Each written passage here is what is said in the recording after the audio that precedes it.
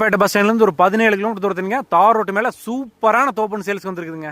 பொள்ளாச்சியிலேருந்து இந்த லேண்டுக்கு வரைக்கும் 22 கிலோமீட்டருங்க. அதாவது உடுமலைப்பேட்டைக்கு பொள்ளாச்சிக்கு சென்டர் சேர்ந்த மாதிரி தாங்க இந்த ஃபார்ம் இருக்குது. 120 தென்னை மரங்கள் இருக்குதுங்க. வயசு வந்து ஒரு 30 இருக்குங்க. கண்டிப்பாக லேண்டோட மண்டபம் வந்து செம்மண்ணுங்க. ரோட்டு மேலே இருக்கிறனால ஃபார்ம் ஹவுஸ் கட்டுறதுக்கு ஒரு சூப்பரான இடங்க.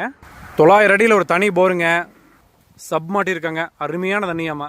பக்கத்துலேயே வந்து தேங்காய் பால் எடுத்து பவுடர் பண்ணுற கம்பெனிங்கிறனால இந்த இடத்துல வந்து லேபர்ஸ்க்கெல்லாம் வந்து ஒரு குடோன் கட்டி விட்டோம்னு வச்சுக்கோங்களேன், அதுக்கு நமக்கு வந்து ரெண்ட் வந்துட்டு அந்த மாதிரி ஒரு ஃபார்ம் தான் நான் சொல்லிட்டு இருக்கேன்.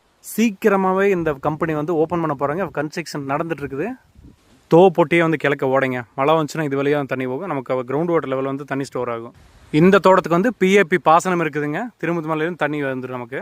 தோப்பு வந்து உழவோட்டினால சுத்தமாக பராமரித்து வச்சுருக்காங்க. அப்படியே க்ளீனாக இருக்குது. அப்படியே மரம் பெருசாதனால அதை பற்றி உரி பண்ண வேண்டாம். இடக்கன்னு போட்டுவிட்டிங்கன்னா ஒரு 3 வருஷத்தில் வந்து அப்படியே உங்களுக்கு வந்துச்சும் போது இதை வெட்டி எரிஞ்சிடலாங்க. இந்த இடத்துல மரம் சொல்கிறத விட லேண்டுக்கு தான் வந்து வேல்யூ அதிகம். அதனால தான் வந்து ரோட் ஃபேஸில் சூப்பராக